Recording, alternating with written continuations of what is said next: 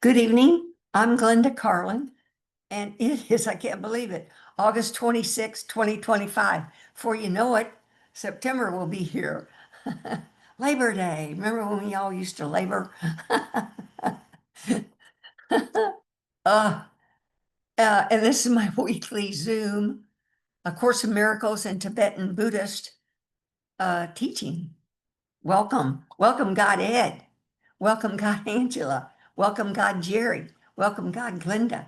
And welcome, God Barbie, who's not feeling well. God Chaz has got an appointment. God Terry's in her college level classes.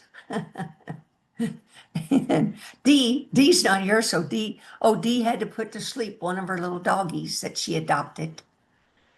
It wasn't doing well. Bless her heart. And remember the week before or something, or 2 weeks before, her neighbor passed, and she was there to help him. Oh man. Thank you, Dee and her little grandson Lucas. Let's see. Anyway, welcome. Now, I was laughing a while ago because I I've made a list here. There end up to be about 6 things that I was practicing in order to get this horizontal axis. I did nothing, I didn't do anything, but the horizontal axis was looping in a circle that was in front of my heart, and that all the winds from all of that awakened my awareness, and then awareness got involved with the winds and tilted the horizontal axis vertical and made a vertical looping called diamond vision circle. But that was all pretty wild. It's pretty wild. But I was laughing because one of the main things that occurred was awakened awareness. Remember last week I was had word processed Lama Surya Das's, what was it, EP 65 podcast called Panoramic Awareness. And I explained to y'all, hey, I'm not certified in this. I'm just going to read all this. And, and I'm laughing because I have experienced, I am experiencing panoramic awareness. So because I have the experience, I now get it. But that's why we practice. That's why we contemplate, study, investigate, reflect on subjects that touch your heart, because there's a reason they're touching your heart, because it's taking you deeper, deeper, deeper into your practice, etc. And that's what was happening with me, because I listened to that podcast, oh, I don't even know, 3, 4, 5 times, then actually took several hours to word process as best I could the words that are in it. It's the most powerful teaching I've ever heard about explaining the natural great perfection, panoramic awareness, naked awareness, Rigpa, etc. Well, anyway, so there's 6 things that led up to that horizontal axis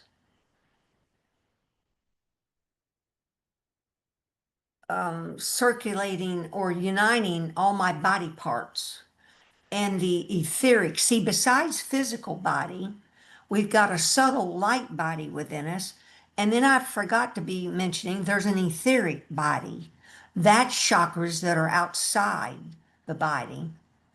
And I kind of forgot about those until I was experiencing these things this week. So the horizontal axis is this, it's horizontal. It goes. It's like, I picture it in my mind when I'm looking at it, it's like a horizontal line, and intersecting it is a vertical line. That's the vertical axis, the holy axis. The horizontal one represents the physical plane.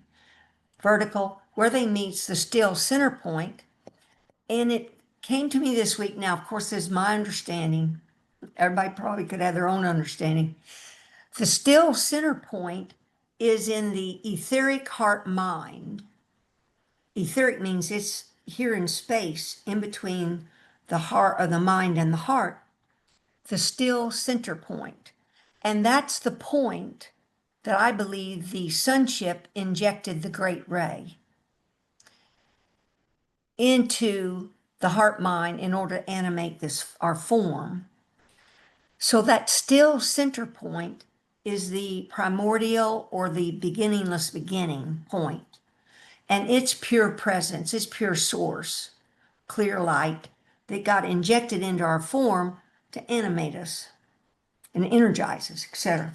Okay, but then when we fell asleep, when we were awake, the vertical axis, the horizontal and vertical axis were joined.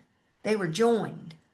But when we fell asleep, all these things fell apart and separated, meaning the horizontal axis, it dropped. It dropped horizontal, and our heart mind separated to an individual heart, and an individual mind of the dual type thinking and sensation, unequal love, and of the thinking mind, and the yin and yang forces that hold the body together and spiral around the central channel to hold the body together, they dropped into, one dropped up in the crown chakra in a coil, and one dropped into the root chakra in a coil. So all these things were separate, but I had never thought about that the horizontal, when awakened in the Garden of Eden, the horizontal, which is the physical plane, and the vertical axis, the holy plane,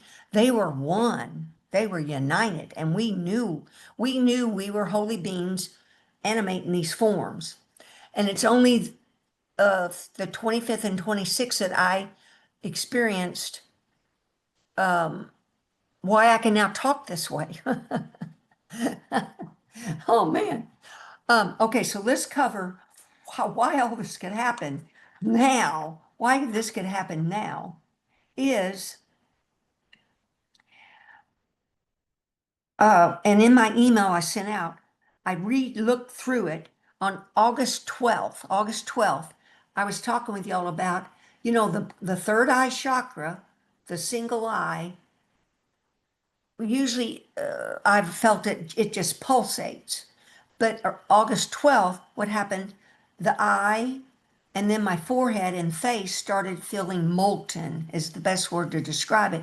And it was just liquidy, molten, but it was pulsating. And I thought to myself, well, I must just have taken more obscurations. I've let go of more obscurations of my fear of God, let go of more thoughts of my body as I'm an actual body, and more thoughts that you all are bodies. I've let more of go of all that.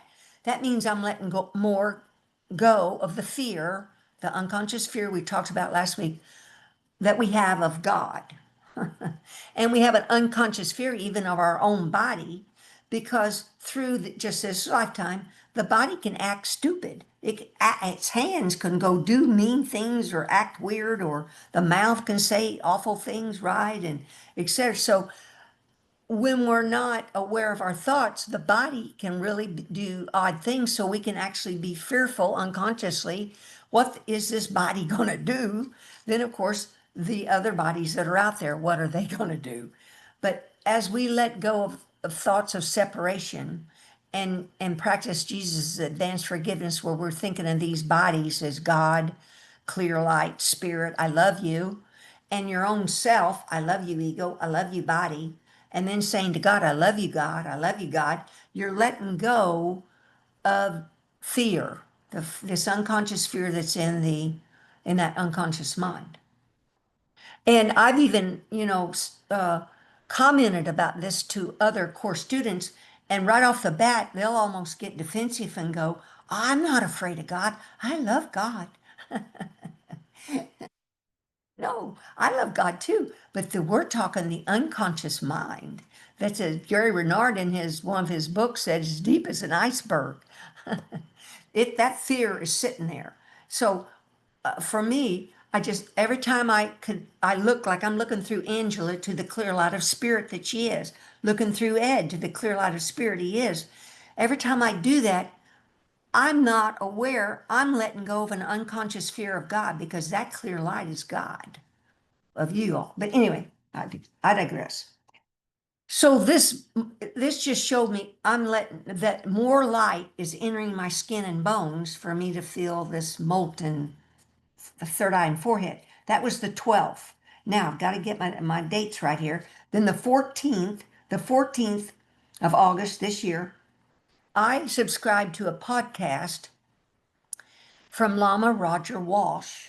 He teaches Tibetan Buddhism and was a disciple of Lama Surya Das, and now he's a Lama, an official Lama himself, teaching Buddhism and Dzogchen, etc. Besides, he's a PhD, I don't know if he's psychology teacher at UCLA, written lots of books, etc. Well respected.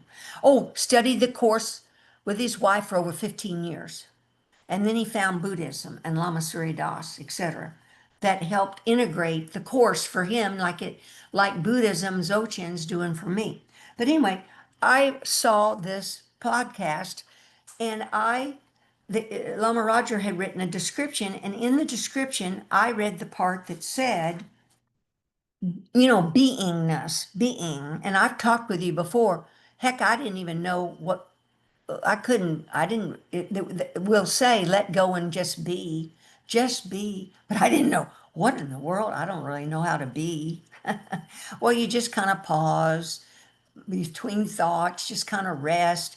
That's being. You're not doing.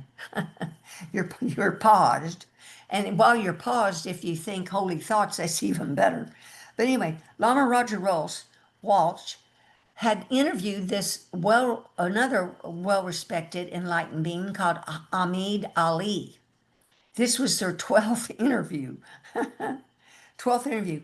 And the main thing he said was beingness can be experienced two ways: fullness and emptiness. Well, that caught my eyes because I kind of realized I haven't felt beingness. But this description said beingness can be experienced two ways: fullness and emptiness. So I paid attention and I started contemplating what in the world that meant. I listened to part of the podcast, was studying in the course, and etc. But I contemplated for 10 days, asking Holy Spirit to help me. I wanted to feel what beingness felt like. Is it fullness of beingness? Because to me, I really only experienced the clear light of purity. It's called emptiness, but that means purity. It's clear, it's transparent. There's not obstructed by any concept or anything. It's pure.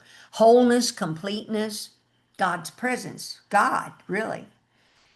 So I was contemplating it, and it came to me. You know how it goes when you're contemplating something, you'll get a thought. I got the thought, how did the sonship create the body anyway? Build the body.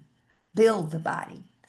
And long story short, what came to me, because see, that was holding me back from feeling the fullness of my beingness, because I had an intellectual thought about the clear light. I hadn't brought the clear light into the inside of my body.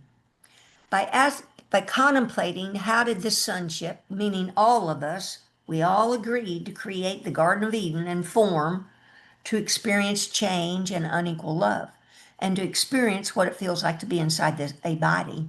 Created the six senses: mind, sight, hearing, touch, smell, taste, etc. Well, that's when it came to me, it's etheric.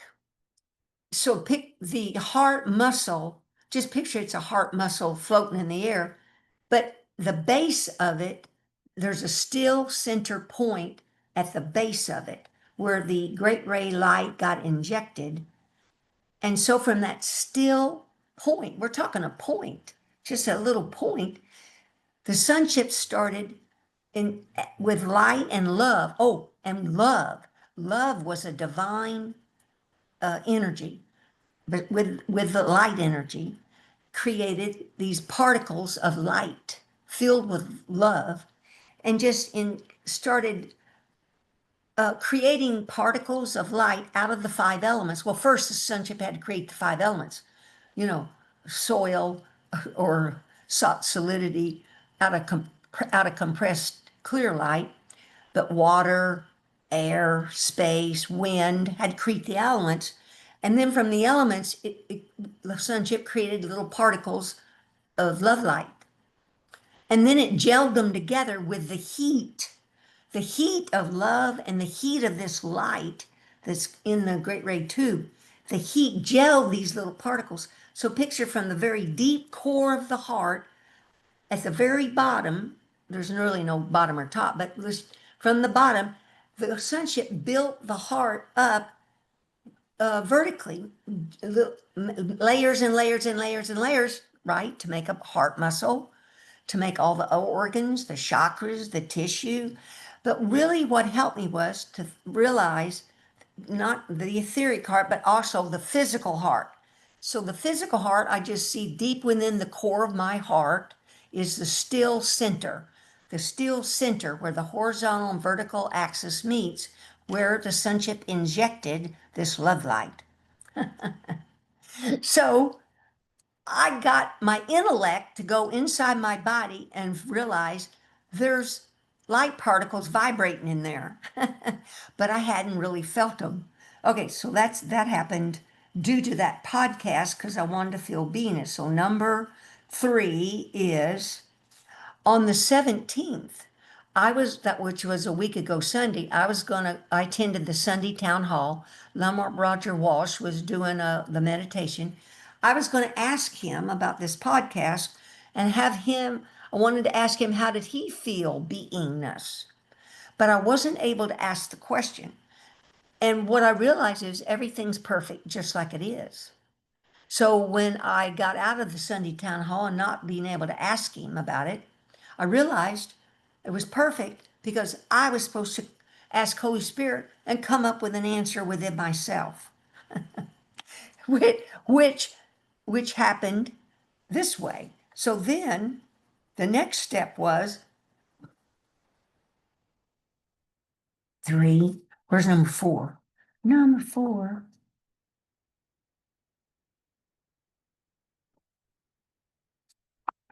Two pieces of paper here.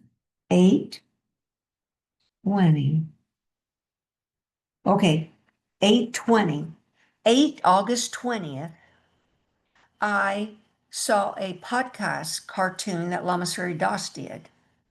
And it was a cartoon that had a man sitting on a rock, and he was in front of him, he was asking advice of the creatures. There was a bird, a dog, a bird, a dog. I forget what the other, and a bird and a dog. I forget what the third one was. It was maybe, oh, a duck. And so he asked them, the world isn't, basically things are in such a horrible, crazy mess. How do we keep going when the world is such a mess like this? And what an appropriate question to ask even these days. And the duck replied, I don't go, I just be with a big B, capital B-E. Now, this is pretty simple because today I attended a daily meditation and there was a whole massive list of stuff to do. This is down to how do you deal with this horrible mess that's out there? I don't go, I just be, the duck says. The dog answers, I just let it all go. See, that's letting things come and go and you just be one with your karma, right? And the bird answers, music helps, and then I jump off the branch, spread my wings, and it all just happens, sorta. So there's a bird, little bird sitting on a branch. So I saw that Facebook post. Then I laid back down in bed and I thought, I was contemplating that post, and I thought, I could step off that branch and fly. And so in my mind, I stepped off the branch. And immediately after I stepped off the branch, in my mind, I saw this vision of shimmering, vibrating, golden light particles. and they were about 4 inches long by 2 inches wide. Didn't make any particular shape. It's kind of like a rectangle, but they were vibrating, really noticeable, vibrating, shimmering, golden, glistening. And immediately I knew Holy Spirit was showing me that's our essence, these vibrating light particles. And now picture, I'd already previously been contemplating how did the sonship create the body? And it had come to me that these particles he had injected and glued together vibrating light particles. But anyway, so that was August 20th. Oh, and so after I saw the particles, immediately there was like a web formed under my arms. And as I stepped off the branch, my arm, my actual vertical, my arm started going up and down in my mind, flapping like a bird, and off I guess, kind of flew into the thin air. Of course, those particles were just vibrating in the thin air as well in space. Okay, so that's the 20th. Now we're going to go to the 24th. This is kind of a big deal. So the August 24th, last Sunday, I attended that Lama Surya Sunday Town Hall meditation group, and Lama Roger Walsh was hosting it again, leading it again. This time he had us scan our body. And so I did what he said. He had a scan from the top of our head, our scalp, down our head, down through the whole body. But because I'm so relaxed and so used to the light, when it got to the top of my head, and then he says, come down the head, you're going to your neck, I started to feel light pour down my head and in my head. Then as the further down that I scanned my body, the light fell further down and outside and inside my form. And when that was going on, immediately I saw those golden shimmering particles were inside my body. And instantly I knew I had been still holding the body separate from the clear light, separate from God's presence. I was holding the particles on the outside of my skin. So each one of you want to contemplate or investigate or question where and how do you feel the light vibration you are.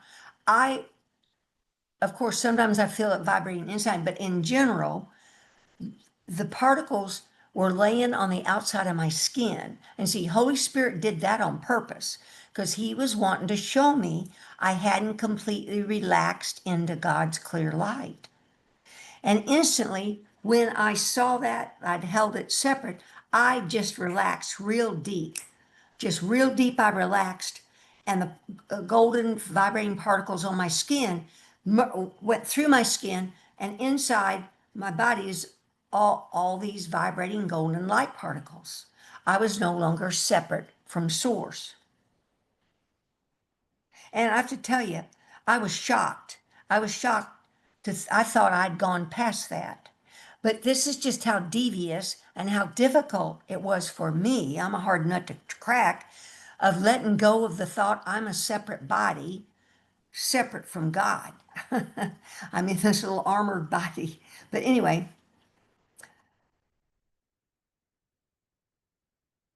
so that was the 24th. So the 25th, I got to get my little notes here. So that was Sunday. I got all these dates right. 25th. Yep, that's right. 25th is a Monday. So I'm meditating in my chair.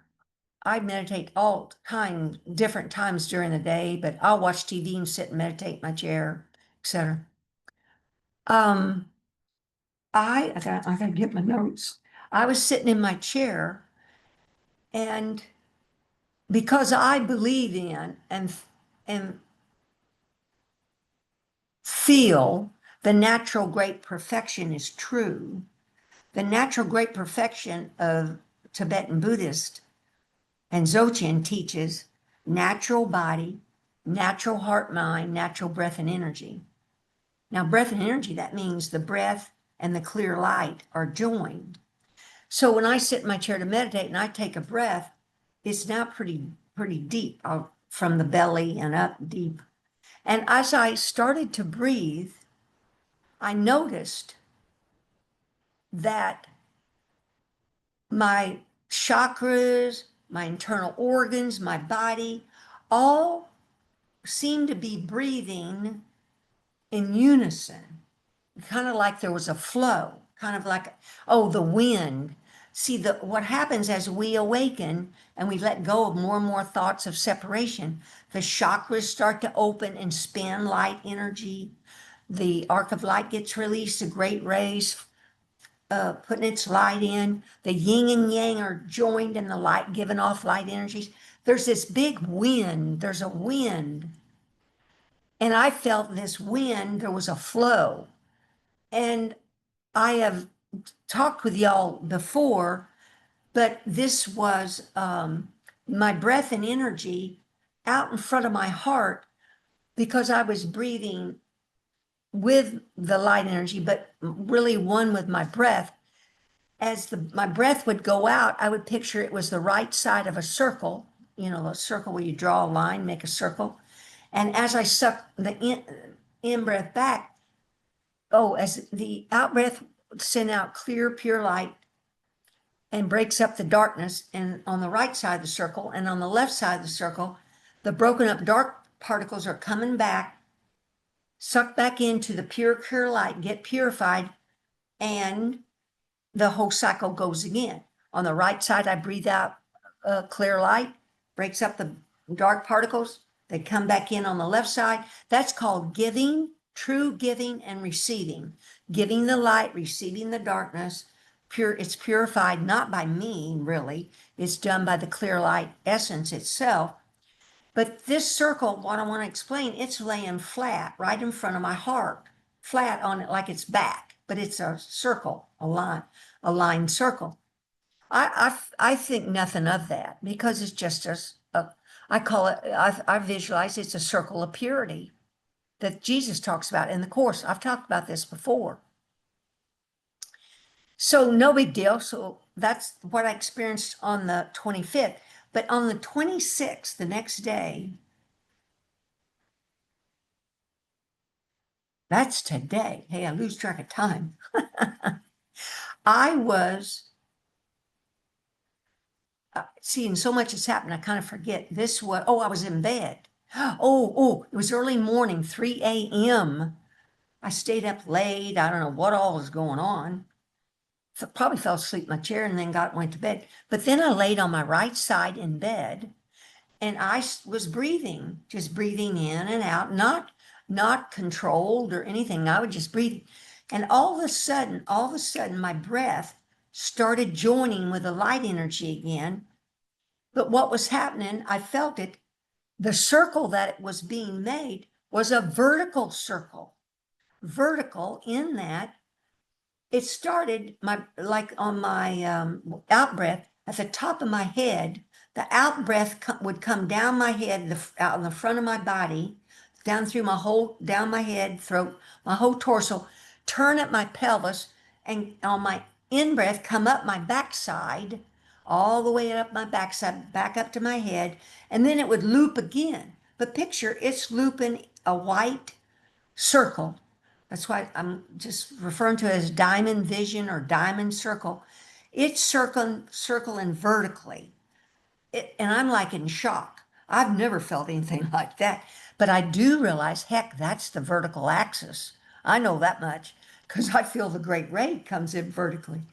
So now I have to contemplate here a second is,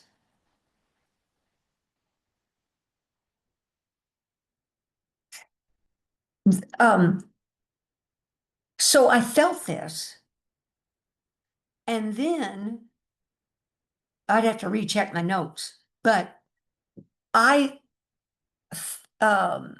sensed awareness. My awareness had changed, had shifted. And um,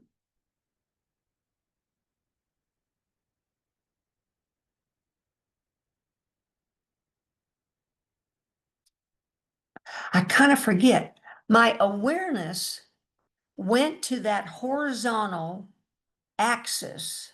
It went to this horizontal axis.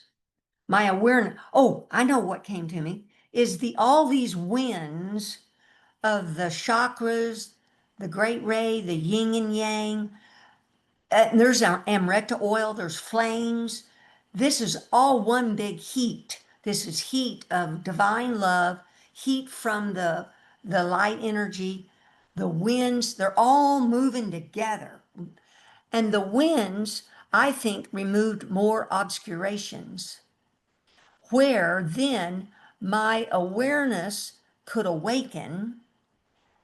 I had to think, contemplate that later. But what happened, I felt the vertical, the horizontal flat circle or the horizontal axis get tilted up, vertical. It got to awareness tilted. Awareness, see now awareness, see, I've been confused for and never really understood awareness. Awareness is the deeper power, the inner power, the higher power. It is God within each of us. Aware, capital A awareness. It's the big creative force. And I never really understood it, but I get it. I get it now. It's the creative power. It knows it's God and it knows it's this creative power and creates whatever it wants to create. And it does, creates thoughts, feelings, and all the things that go on in our mind. But anyway, all those winds of purity now awakened my ordinary awareness. It's been trying to awaken. It woke it.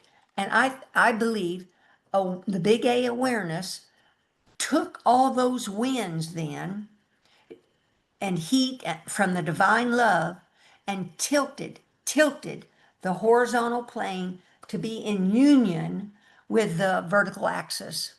And that's how it was in the Garden of Eden, because that means truly the physical and the holy are not separate. So, so that was on the 26th. That was today. Oh God. All right. So different subject. Let's go back to awakened awareness. I think it was this. Oh, it's in a new podcast I'm listening to of Lama Surya Das. I think it's number 51. That's about mindfulness. Mindfulness. And see, awareness is a higher part, higher level of mindfulness. But in this podcast, Lama Surya Das uh, quoted some person who asked the Buddha, your monks don't look special. What's so special about your monks? And he says, something, I'm paraphrasing, they may not look special, but when they stand up, they know they're standing up. When they sit down, they know they're sitting down. And I realized that's what I was experiencing. I was having a couple things, panoramic awareness, but first, the awareness that I was aware of what I was doing when I was doing it. There was no separation. I'd wash my hand. I started giggling in the bathroom. I'd be turning the faucet and go, I'm turning the faucet. I'm washing my face. I mean, I'm right there in the moment, split seconds, present, present with what in the heck's going on. I'm not sleepwalking. I'm not thinking about the past or the future. That's the big A awareness, when you're aware of what you're doing while you're doing it. But also, big A awareness is panoramic awareness. And this kind of started yesterday, but it really kind of escalated today. Oh, it started last week because I kind of talked about it. I walked at the park and things seemed brighter. the grass seemed greener, the sounds seemed more clear, the sounds of the children seemed more clear, the colors of the flowers more vivid. It started last week. And in that podcast, Lama Surya Das says, now you're in technicolor. You're not just in black and white. And that's kind of how I sense it. Things are more vivid, clear, and I feel lighter, and my mind feels clearer. But the bigger thing is on panoramic awareness, it started yesterday, but yesterday there was still things were a little jumbled. But today, panoramic awareness, I was walking around in my bedroom, and I knew I was walking towards my bathroom. I was awake, alert, and lucid. I'm walking to the bathroom. As I'm walking to the bathroom, I got to my countertop in my bathroom. I got quite a few things lined up on my countertop. And my vision, I saw the whole thing. I saw my whole countertop. I've not ever done this, but yet I could see each specific bottle that was there. And there's probably 15 things laying there. Panoramic awareness. Then I walked out of my bathroom to go to the bedroom, and I'm looking around the bedroom. What's happened? I was having a big view of things, yet seeing the individual items in the room. And see, these individual items, they're created by the clear light. So and I wanna, forms are, uh, forms are, emptiness and form and emptiness, inseparable. Forms are empty. Forms are empty, meaning they don't consist of anything but the clear light. Like I'm looking at Edward, his form consists of nothing but clear light. Angela, her form is nothing but clear light. The forms are empty. They're full of clear light, but also emptiness or the clear light takes form. So the clearness and the light took Ed's form. That's what I was talking about in that primordial state when the Son of God created the form, the body. It took clear light, it created compressed clear light to make all these 5 elements, different colors, and then used those colors and the love light, heat of love and light to gel them all together with the 5 elements, space, water, air, the solidity part, to make form. So I want to repeat this. This is a big deal because this is called co-emergent wisdom. And I never understood this. And why I found this out, I'm pretty good at looking at Facebook on these holy people like the Diljo Khyentse Rinpoche's got a post, Minga Rinpoche, all of them. Lama Surya Das got posts. So I'm looking at them. Which one touched my heart? And I saw another post on Lama Surya Das where he's talking about his book, Mightier Than the Sword. And I thought, ooh, I'm gonna get that book out. I've got that book. And I'm not kidding you. I opened that book up randomly, and it opened to page 54 and 55. And on those 2 pages were things that I'd been wondering about. One of them is about this co-emergent wisdom. And all it means is we're wise enough. We've got understanding. We know the true nature of mind is this clear light emptiness, purity that our form, my form is filled on the inside with this purity, this clear light emptiness, pure God presence. But yet emptiness takes form. Anyway, that's called co-emergent wisdom. Oh, now let's see what else I was wondering about.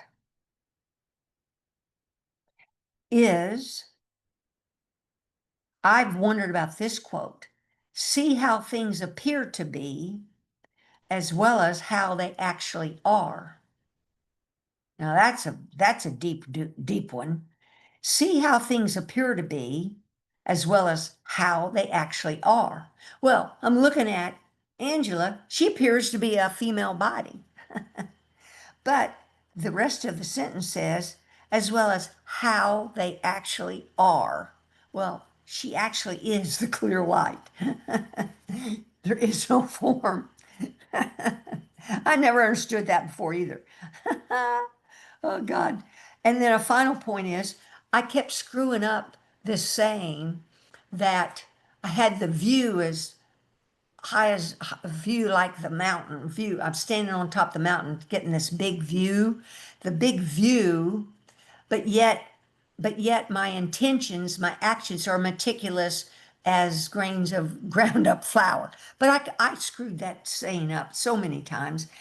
And the page I opened to, the first thing my eyes lit to was that quote, the quote. And I'm going to find that quote because it's so beautiful. So this is page 3. I'm going to read these things because this is just so beautiful. And this whole chapter was called Swooping Down from Above While Climbing Up from Below.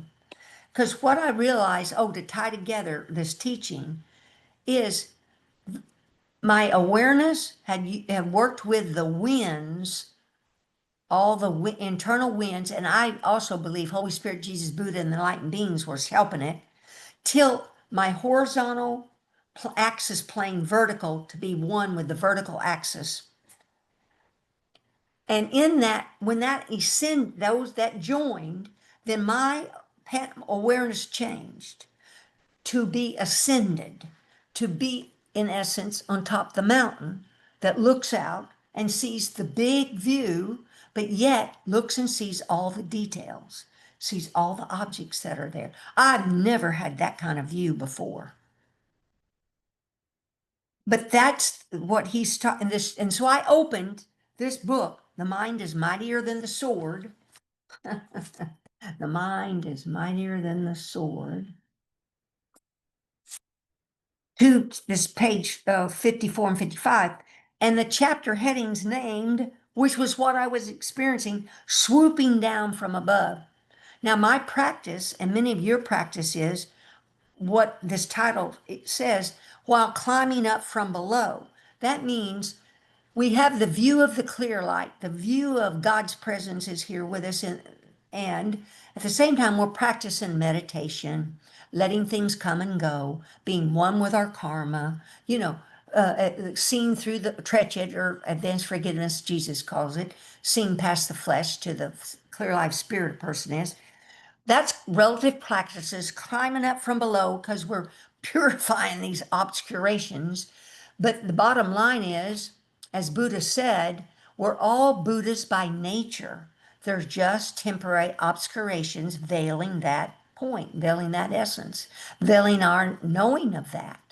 But that's why we meditate. Sky gazing meditation, space mingling meditation, because then you learn the nature of your mind. You learn to let thoughts and feelings and sensations come and go on your clear light mind, etc. I digress. So anyway, that's the section name, a chapter name. And here's I'm gonna read here some quotes from that book. Let's try to be very conscientious. This is Lama Suryadas writing. Let's try to be very conscientious, committed, and diligent about our spiritual work, which is ultimately meaningful and can also be joyous and satisfying in the short term too. Imagine how much progress we'd make if we practiced Dharma, that means the truth, as much as Olympic athletes and professional musicians practice their skills. As we say in the Dzogchen tradition, swoop down from above with the vast view of everything perfect as it is, absolute truth, emptiness, while at the same time climbing up from below according to our capacity through relative practices, relative truth. Swooping down while climbing up from below. Padmasambhava, the lotus-born guru who brought Buddhism to Tibet in the 7th century, said, here's the quote that I screw up all the time. Though my view is higher than the sky, my actions regarding cause and effect, karma and conditioning, are as meticulous as finely ground barley flour. See, that's the deal. You have the big view of the big picture. You see all the objects, but your speech, your thinking, your actions are as meticulous as little finely ground grains in that barley flour. You're not just taking big, like an axe and whacking a bunch of stuff, or a shovel or a hammer, wham. You're meticulous, thoughtful, alert. You get it. Then here's the next section. I'm not kidding you. I turned right to that section. Holy Spirit knew I've been looking for that. I've been looking for that quote. I would search the internet and I would get quotes, and I knew that's not quite right. They don't have that quote, how I've heard it said, really. And here it was. But now the next sections that I read, because I read that section that was on the right hand side, I turned and looked at the left page that was right there on page 54. And it pertained to form and emptiness, right? And co-emergent wisdom. And so I was like, I was in my heyday. I was like, oh man, this is great. I'm getting answers I've been wanting. And here's the Lama Surya Das writing. I love the vital teaching in the Wisdom Sutra that says, form is emptiness and emptiness is form. Not just that all forms are empty, but also that emptiness takes form. That's what I was talking about a while ago. Because I read this. Recognize the shapes of emptiness also so we know what we are doing here. This is what we call in Tibetan co-emergent wisdom, or wisdom arising simultaneously with illusions. So when these illusions show up, you've got wisdom and you remember, oh, there's just clear light in that form. No matter that person's acting crazy, they're the clear light of God. Now, you don't have to be a doormat or whatever. You can walk away or not invite them to Thanksgiving dinner. But inside, you're thinking of them as God, I love you, and you're the clear light. But wisdom arising simultaneously with illusions.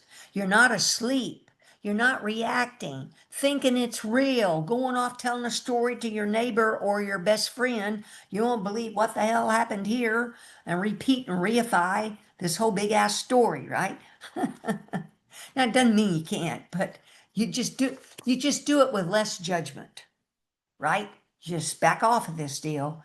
You're just stating some facts. You know, you can tell how your emotions feel, whether you're the spider that's lost even himself in the web of the thoughts, feelings, and sensations that you're talking about, right?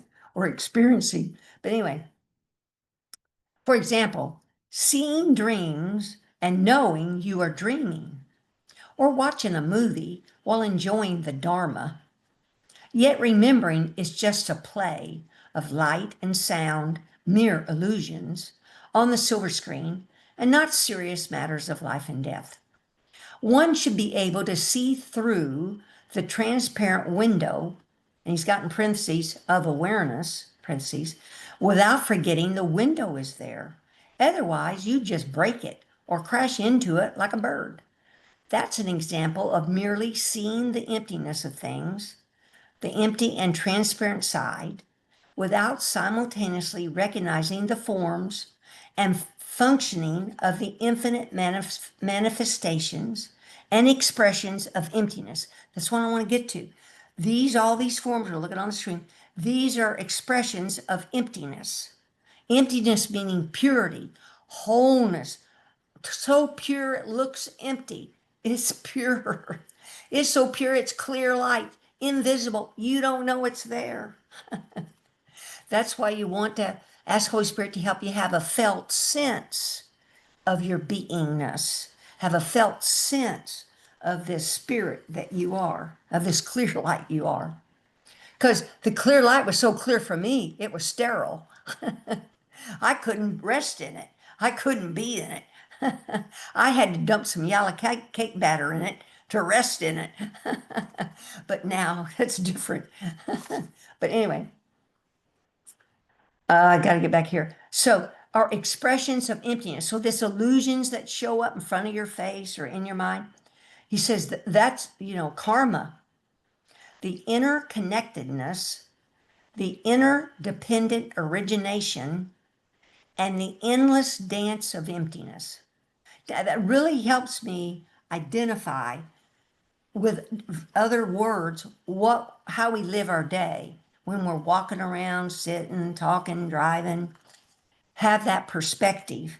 All these images are expressions of the clear light of God.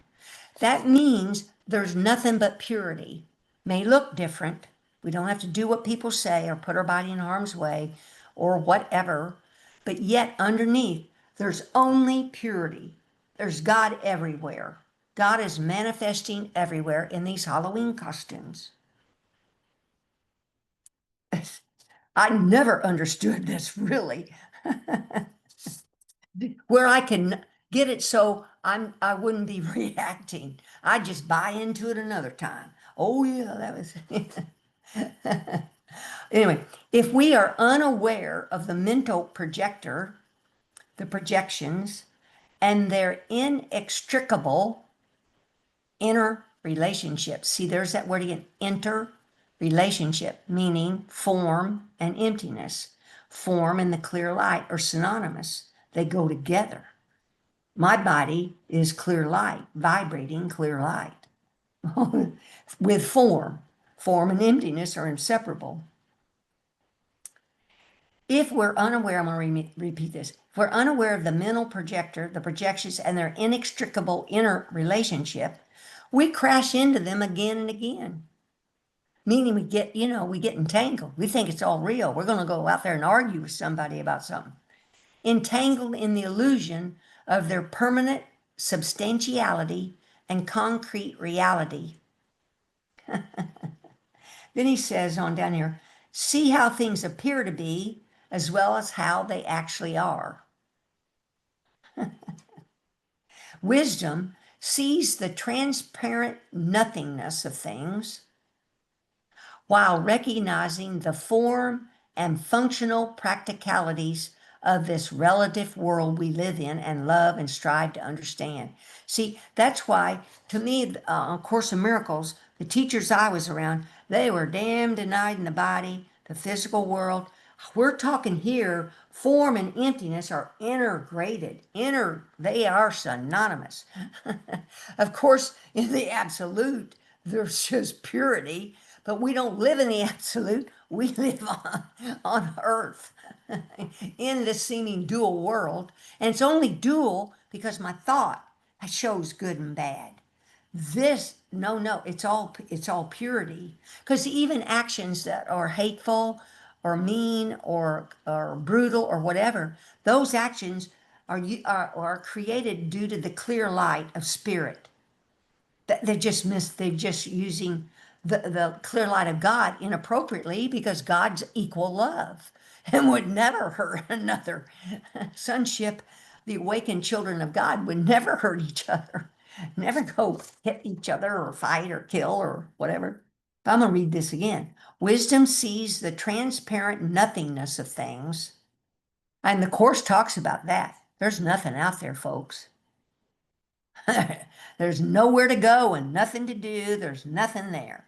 And see, that can even be nihilism because people get so then, well, that means I can just run up a big charge bill and never pay it or whatever. No, that's called karma, cause and effect and reaction. There's an effect to the, we reap what we sow. So, yeah, no, we're still live in this dual world of subject to object, and it's called reaction. And that action is karma. That's karma then. Oh, anyway, while recognizing the form and functional practicalities, don't you love those two words?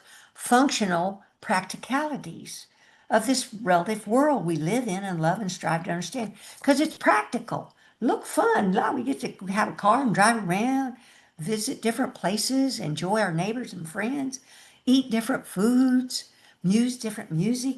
It's functional practicalities. How he writes is just, oh, wisdom. Oh, I already caught that. See how things appear to be. They appear to be forms, solid forms. but as well as how they actually are. They are clear like God. Oh, and I'll probably close with this. So, these, when we're one with our karma, letting thoughts and feelings come and go, come and go. I've been here. I've been what I'm going to describe here is you kind of go like, I just don't know what to do. I mean, I'm not sure what to do. So what will happen, I've done it. There's three different things. One is to overdo. Another is to underdo, and the other one's not to do anything. I'm just going to read this. And I learned this from one of these Lama Surita's podcasts. I don't know if it was 65 on Panoramic Awareness. I think it was. With awakened awareness, when you're awake means you are alert, lucid to what you're doing while you're doing it, and you've got panoramic view. You can see the big picture and then meticulously see all these objects in there are are created by the clear light. Everything in essence, everything's clear light. But anyway, with awakened awareness, we are spontaneously and meticulously present, responding as needed, not doing too much, not doing too little, not doing nothing. We do what needs to be done, aware of what we are doing while, we are doing it. Just be, and see, when you're awake and aware, you become aware. Hold it, I think I'm overdoing. And you back off a little bit. Or if you're doing too little, you go, oh, I could do a little more to help my environment, my local area, or recycle more, or whatever. you know. Oh, now the heart. Oh, I've got some notes here at the bottom. I'll continue in just a minute or two. So this heart, the heart, actual physical heart muscle, that's the home of awakened awareness. Awakened awareness is divine love. It's God's presence. It's this awareness that knows what it is. It's aware of itself. It knows it's this clear light that created everything. It's the inner power, the higher power that's within you, each of us. But it's within this heart muscle, but there's a still center point.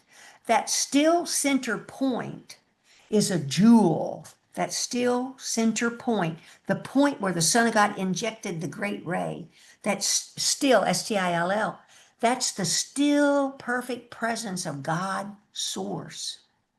It's a jewel, like a lotus flower, the middle of the lotus the flower, when it unfolds, they call the center a jewel.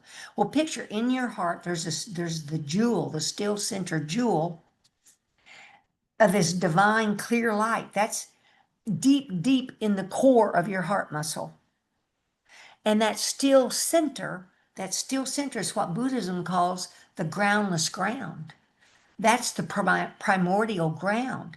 That's the ground from where the beginning started. The beginningless began. We're going to make some sunship, and we all agreed, let's go make some forms. Let's make a physical world to play with. Oh, and I'll close with this. This was in that podcast 52, podcast called Mindfulness. Heard that Lama Surya Das say, this is awareness is the alpha and omega. This big A awareness I'm talking about is what I want you to be aware of. And it just means like I'm looking out, I see my TV. I'm aware that TV's over there. What lets you see that TV over there is your awareness.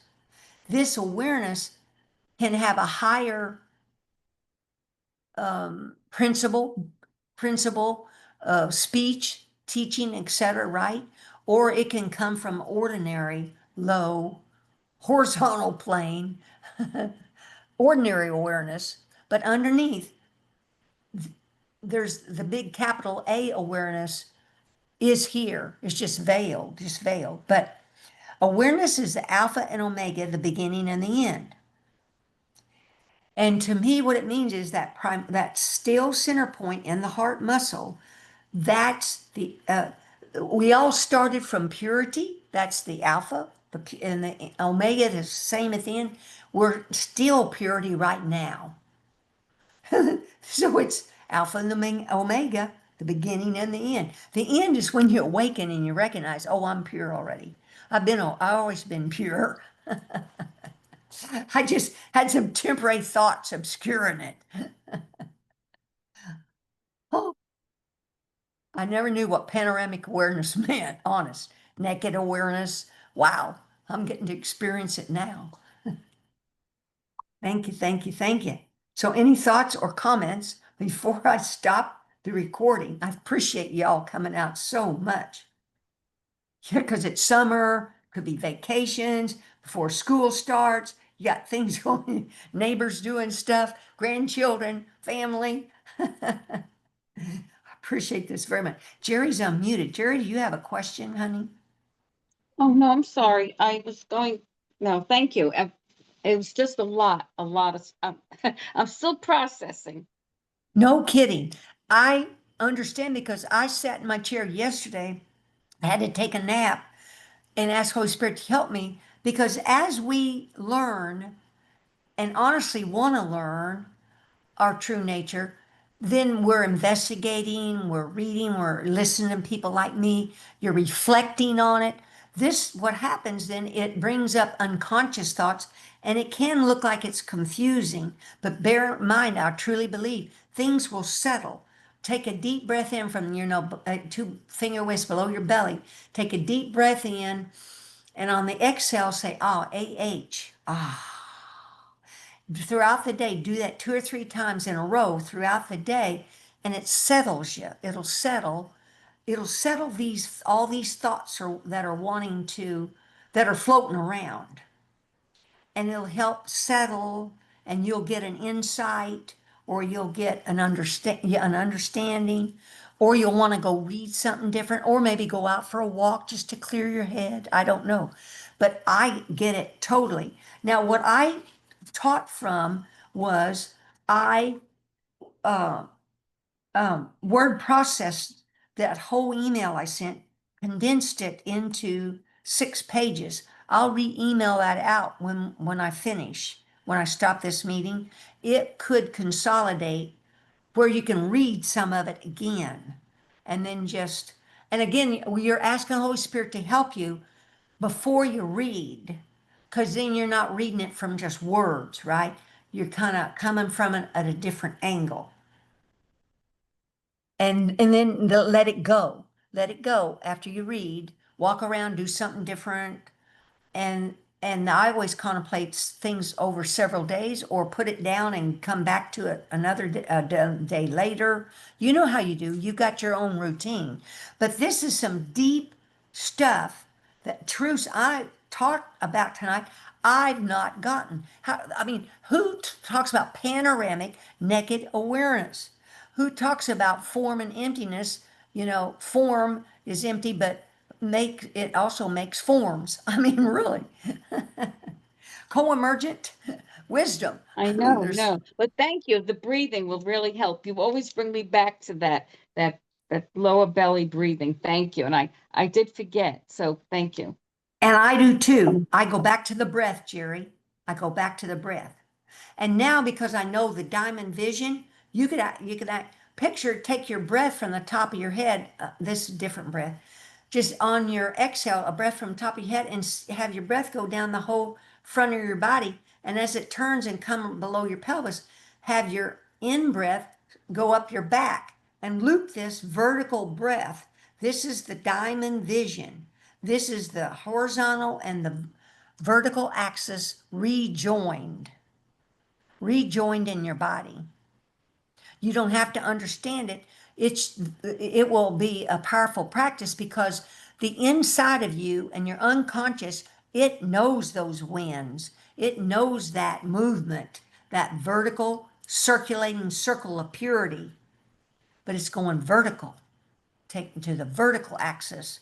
And then once in a while, just you're on top of a mountain, just feeling the breeze on your face, just looking out at the beautiful blue sky and let go. Let go of all your thoughts, all your feelings, and just let go into that blue sky and just be, just kind of rest. I'll say that again. Picture going to the top of a mountain, feeling the wind in your face and breeze. Look out at the blue sky and relax your shoulders. Take that breath and go, ah, relax your shoulders, let go. In the Course, Jesus talks about this. Just Lama Surya calls it drop and flop. Means let go of all these thoughts and drop in picture. I'll say that. Drop and flop. That means Yeah. let these thoughts and sensations come and go. Picture your head, mind, just like a snow globe. You've been shaking it. Now all these thoughts are flakes are going around and up and down, up and down. Just take a breath. Let it all settle, drop and flop. Look at the blue sky and just be. And that blue sky represents your clear, spacious, expansive, clear light nature. Okay, thank you so much, Glenda. I will say Oh, goodbye to everyone, but thank you for okay. all that and the additional info. I appreciate it. Have a You're good very night. welcome. Thank you for coming out. Thank you, Jerry. Any Thank other you. thought or, oh, Ed's unmuted. Thank you, Jerry. Yes, Ed, a short Yeah, one. short one. Yes, short one, because I'm running over. I'm recording. Oh, okay. Yeah, a few things jumped out for me, and I had shared with Martha at the end when she last led something that I had a, I had part of a dream fragment I had when I was up in the mountains, and then I got sick for a few days, but it's a cleansing, I think. But anyway, I dreamed that there was this female cat, mature cat and it was like a tabby, and it wanted to adopt a young male cat, but also mate with that young male cat. And I was sort of, watching this procedure, sort of following them around. And it occurred to me, and I thought, well, I may be stretching or something, but there's a quote from Dzogchen, a tract that I picked up many, many years ago and would read over and over. The quote was, let the already known, let the child luminosity merge with the already known mother. And to my interpretation, that the already known mother is, the emptiness, the Dharmakaya, let's say, and the view from the top of the mountain, and the child luminosity is the world of duality that seems separate and so forth, and so those two will merge, and she just sort of nodded and smiled like she agreed. Yes, yeah, it's true. But how Mhm. do you do it? You do it by relaxing what I just talked about. Do you do breath work? You breathe, relax the form, let go, and in your mind, what I feel that your clear light from inside of you, relax through your skin. Relax through your skin. Let go of the outside edges of your body. And that's the merging of mother and child. Also a vertical and horizontal axis as well. Okay, yeah, interesting about the vertical and horizontal, because what came to mind is I used to read a book called Thinking and Destiny by Harold Waldwin Percival, HWP for initials, a guy who had this vast awakening experience. But in his book, which is a huge tome, he suggests that, well, probably more in your terms, maybe that in originally we had in the unfallen state, we had a front as well as a rear spinal cord. And this gets to masonry and all esoteric masonry or whatever. But he said that we will, as we evolve, rebuild that frontal cord, and there will be a bridge from the front to the back cord, the spinal cord. And so there'll be a connection, like an oval, up to the brain and down to the pelvis that way. And he says there's a lunar germ that circulates, makes that circulation once a month. He said it's usually lost through like sexual preoccupation, but it can go the whole circuit. And there's a solar germ that makes that circuit once a year. And he talks about, the merging, in, I suppose, enlightenment. So anyway, I thought of that when you mentioned that. And then the last thing is just, and Hold it before you go to the next thing. yeah, That's this circle, this yeah, vertical yeah, looping circle. You don't have to wait effing lifetimes or other lifetimes. That's full to me. It's okay what he said. That's more form stuff, rigid spinal cords. This is all, it's all a mental clear light deal, the creation. So in the mind created all of this. But anyway, divine mind, you can do this loop, and that's the joining of vertical and horizontal. You don't have to wait lifetimes. You don't have to form a yeah. front spinal cord. Well, it's not the front cord is kind of elastic. It's not rigid like the railroad. Well, whatever. It's okay. But anyway, it's just an interesting thing. And then the last one is just, and I think I'm experiencing it some too, is just, and the famous Zen saying, when I eat, I eat, when I sleep, because most of us are not present and, we're abstracted, we're distracted by the obscurations. Mhm. When that can be cleared, or that clears, and then we're just present with, you know, the green grass, which is greener, and so, or chop wood, carry water, wondrous action, marvelous power. But anyway, so yeah, and then you said this whole thing about the panoramic vision is quite interesting, which you have experienced, you say, because that's all new to me. It's happening now. Now let's go back. You said what'd you say? I Well, eat, there are I eat. variations. When I eat, But I'm just saying, mine's different, and Lama Sri Das is different. Is when when I'm doing something, I know I'm doing it. I'm aware I'm doing it because if I'm not careful, it's just habitual habits of eating, listening, or whatever it is. No, I'm aware of what I'm doing while I'm doing it. I think, a more thorough two sentences to say. Because as I look back on my years here with Buddhism, which is since 2019, is I learned mindfulness. I was not mindful of what I was doing while I was doing it. And that's why in books like, I forget which one of Lama Sri Das, he goes through every sense and tasting. Do you taste the strawberry? Can you touch this texture?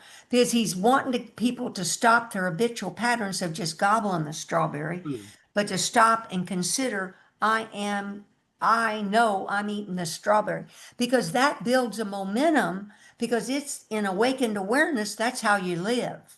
I'm yeah, aware I'm eating this strawberry. I'm yeah, aware I'm dreaming this dream. But we're yeah, practicing beforehand. sure, Very yeah.